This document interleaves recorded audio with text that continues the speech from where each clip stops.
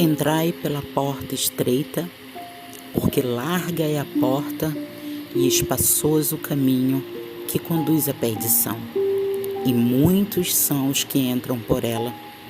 E porque estreita é a porta e apertado o caminho que leva à vida, e poucos há que a encontrem.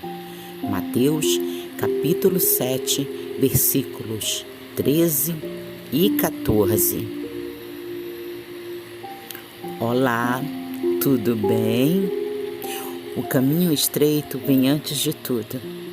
Aqui o texto começa dizendo: entrai pela porta estreita. Antes mesmo de especificar a porta estreita, o Senhor já dá uma palhinha sobre ela. Diz que devemos entrar nela. Se notarmos, as palavras seguintes são sobre a porta larga. Então esta é uma breve introdução que o Senhor faz sobre a mesma, mostrando que antes de qualquer atitude, ou independente do que falaria a seguir, devemos entrar na porta estreita. Enfatizando que é por ela que devemos trilhar as nossas escolhas, o que acho lindo para agregar ao nosso conhecimento é que a palavra estreito significa também apertado, de pouca folga. Devemos andar por um caminho apertado, sem corrupção, sem contenda, tendo em nós os frutos do Espírito, como diz lá em Gálatas capítulo 5, versículo 22. Aonde há pouca folga, neste caminho não tem espaço para ficar indeciso, não tem espaço para folga ou descanso, não tem espaço para aquele que querem brincar de ficar em cima do muro. É um caminho para pessoas decididas, pessoas que têm um foco igual ao que Paulo descreveu aos Filipenses. Esquecendo-me das coisas que atrás ficam e avançando para as que estão diante de mim, prossigo para o alvo, pelo prêmio da soberana vocação de Deus em Cristo Jesus. Filipenses capítulo 3, versículos do 13 ao 14.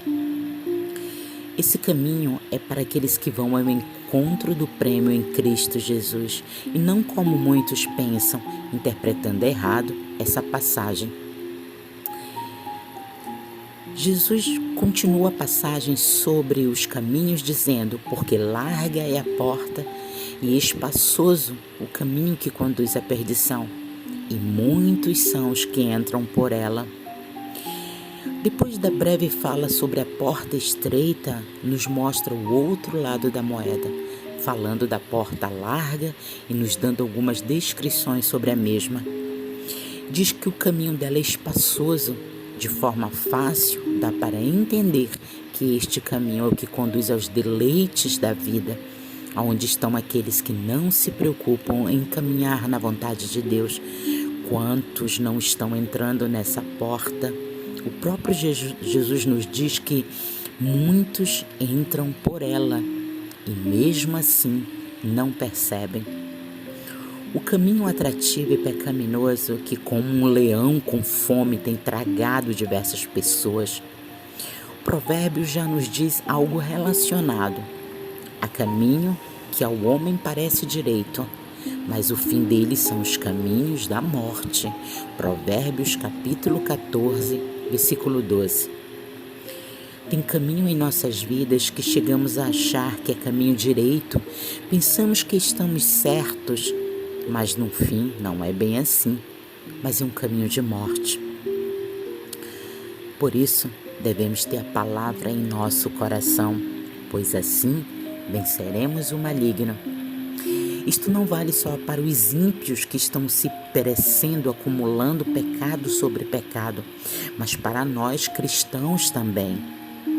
Uma porta de emprego que você sabe que não é o caminho certo e aceita, um relacionamento que não agrada aquele que te chamou, um lugar que você frequenta onde não falam de Jesus e sim o blasfemam, e entre outros que poderia citar uma coisa em comum entre eles. Todos são caminhos largos e conduzem à morte. Você, meu querido e minha querida, que está ouvindo esta palavra, pela graça de Deus, convido cada um de vocês neste momento parar e fazer uma análise em suas vidas para ver se realmente vocês estão aonde o nosso Senhor queria que estivessem. Se não, curve a sua fronte e, falando com Ele, peça para te tirar deste caminho largo.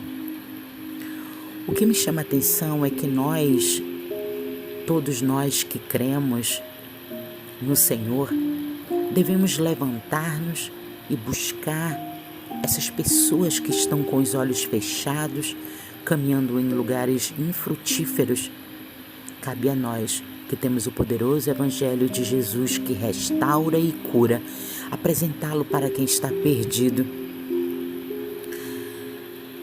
Para estes que estão no caminho errado, Jesus tem uma palavra. Eu não vim chamar os justos, mas sim os pecadores ao arrependimento. Lucas capítulo 5, versículo 32. Que bela notícia! O poderoso Evangelho de Cristo é suficiente para tirar as pessoas do caminho largo. E Jesus vai concluir sua fala sobre os caminhos, indo mais a fundo no caminho estreito. No versículo 13, ele nos fala um pouco, mas agora no versículo 14, ele explica abrangendo-o. E porque estreita é a porta e apertado o caminho que leva à vida, e poucos há que a encontrem. Querido e querida, sabe o que é lindo nessa passagem? Você, que é cristão, que está ouvindo essas palavras, encontrou o caminho que conduz à vida. Veja que caminho é esse. Disse-lhe Jesus: eu sou o caminho e a verdade e a vida. Ninguém vem ao Pai senão por mim. João capítulo 14, versículo 6. Jesus é o caminho estreito que nós encontramos.